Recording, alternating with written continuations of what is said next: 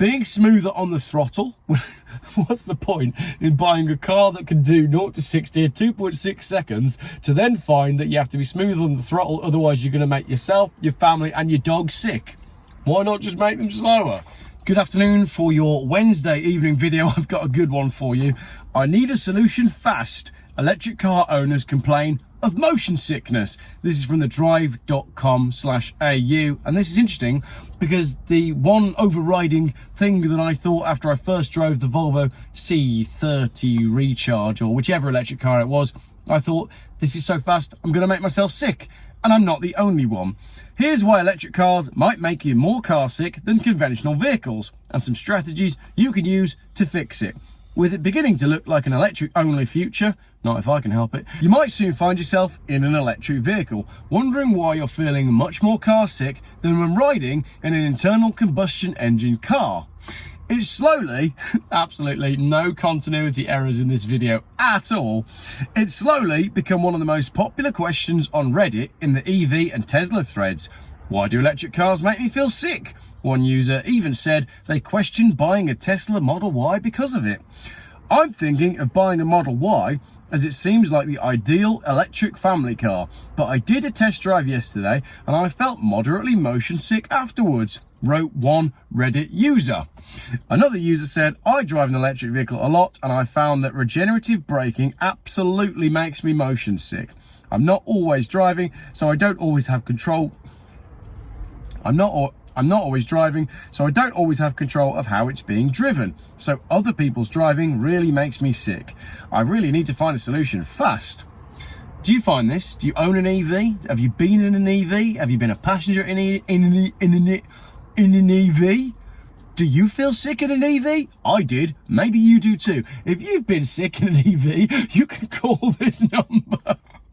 Oh, rubbish video for a Wednesday night, but I'm going to roll with it anyway because it is still Wednesday, I think.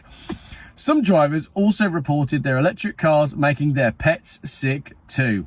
Since buying the Tesla, my dog throws up in it almost every time. That's because he watches my videos and he's trying to tell you. Already messing up my carpets, but such is life. It is city driving, but again, not new to her. I've been trying to drive smoothly, but it still doesn't seem to help, one Reddit user said, whose car absolutely stinks. The reality is, our bodies react differently to the forces in an electric car than to those we feel in an internal combustion engine vehicle, with EVs often confusing the brain based on what we're seeing, hearing and feeling. There's no noise and there's no, like, I don't know, the momentum's totally different. So it's a completely different experience. These are several factors at play. We have some home remedies you can try, plus a look at what car manufacturers are doing to combat this car sickness. I've not read this article yet. I'm doing it off the cuff. I reckon find a spot in the distance and just stare at it. That's what they tell you to do on a boat, isn't it? But that is kind of tricky if you're driving a car. Why do I feel sick in an electric car? Being behind the wheel of an electric car will likely save you from suffering motion sickness because you're in control of the vehicle and know what's coming next. Okay, so if you're feeling seasick in an electric car, you need to drive it. It's going to be a bit awkward if your Tesla isn't Uber, isn't it? Mohammed, that was a bit, you can't say that, that was a stereotype. Do you mind if I drive? It's not going to work, is it? A study titled Knowing What's Coming... The study titled Knowing What's Coming, Anticipatory Audio Cues Can Mitigate Motion Sickness, explain why drivers often don't feel the same motion sickness as their passengers. What? Anticipatory audio cues. That means if you can hear what's coming, then you'll know what's coming and you'll be less likely to be sick in your own mouth. Being able to anticipate upcoming motion is known to potentially mitigate sickness resulting from provocative motion. The 2020 study from a university in the Netherlands stated. So if you can see what's coming, then you'll at least know that you're going to be sick. The research also provided insight into why electric cars may make you motion sick, and it actually comes down to their lack of sound. Average illness ratings were significantly lower for the condition that contained informative auditory cues. Sounds! Can we call them sounds? as compared to the condition without informative cues, sounds. This knowledge, i.e. that auditory signals can improve anticipation of motion, could be of importance in reducing car sickness in domains such as that of autonomous vehicles, the paper found. And what it meant is, if it's really quiet and you're going really fast, it's more likely to make you feel sick. We're used to having noise when we've got motion, because we're humans, and generally, if you're going fast, there's noise associated with it. A key factor that needs to be considered is the lack of engine noise in EVs.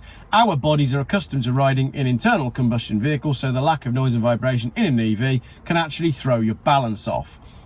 People getting out of electric cars and then falling over. Not here, you might fall in the river, dangerous.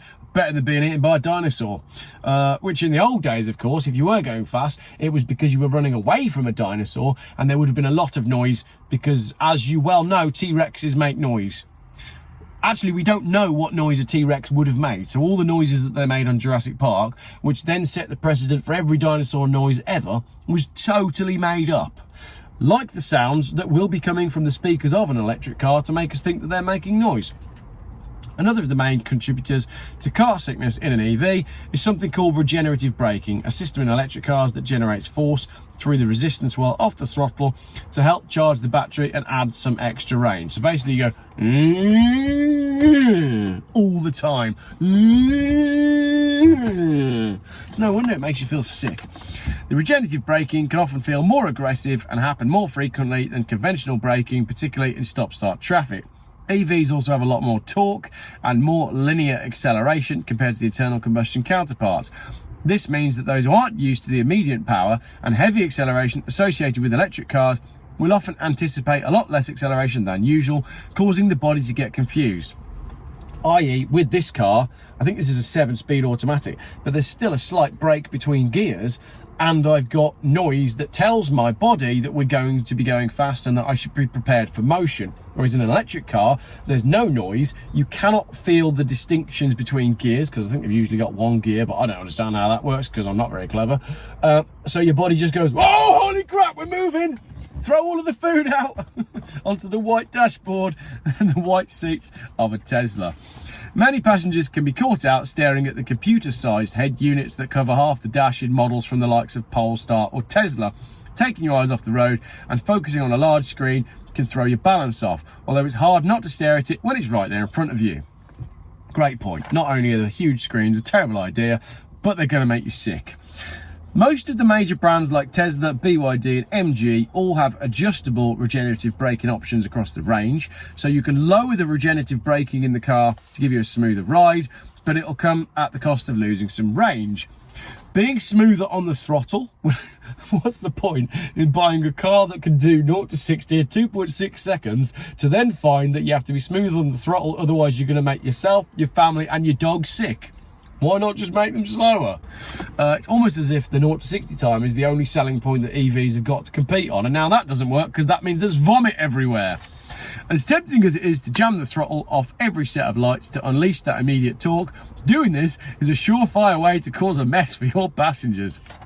Manufacturers like Honda are looking to squash car sickness by revising their power mapping for a smoother ride at low speeds. Honda's on the case with its ENY1, which is not available in Australia at this time, by changing their throttle map to emulate an acceleration similar to an ICE vehicle. Seems to me that that would have made sense to do from the start, wouldn't it? And maybe the adoption of EVs would have gone smoother if people had jumped in them and gone, oh yeah, it's a little bit like a normal car, it's just that the power source is different. Adding that feeling of throttle lag, like I discussed when you change gear, that you get from an internal combustion vehicle will help ease discomfort for those who aren't used to immediate torque of an EV, likely at the cost of some performance. Other brands, like Hyundai with the Ioniq 5, are adding fake engine sounds. You saw that with the McMaster and M guy just the other day, and John Cadogan, if he's not too busy shaving his balls with his Manscaped. While this is just a bit of fun for owners, it could actually help combat some of the motion sickness felt in an EV.